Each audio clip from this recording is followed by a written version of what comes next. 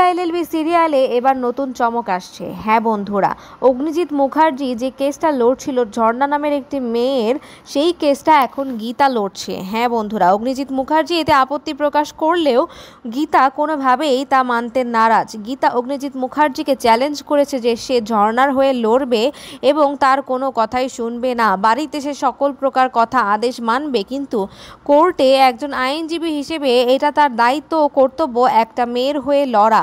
হ্যাঁ বন্ধুরা, আর ঝর্ণার কেস লড়তে গিয়ে এখানে নতুন তথ্য ফাঁস হবে।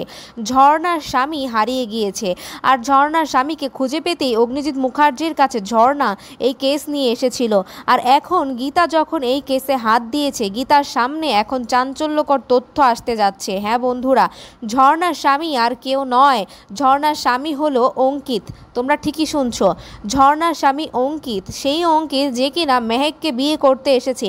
অঙ্কিত একটা ভদ্র এবং ভালো চেহারা নিয়ে অগ্নিজিৎ মুখার্জির সামনে এসেছে, কিন্তু এখন গীতার কাছে এই তথ্য ফাঁস হয়ে যাবে যে অঙ্কিত কোনো ভালো ছেলে নয়। অঙ্কিত হচ্ছে ঝর্ণার প্রথম স্বামী। আর এখানে কিভাবে মেহেকের সামনে এবং মুখার্জি বাড়ির সামনে এই তথ্য সত্য উদ্ঘাটন হবে, এটাই এখন দেখার বিষয়।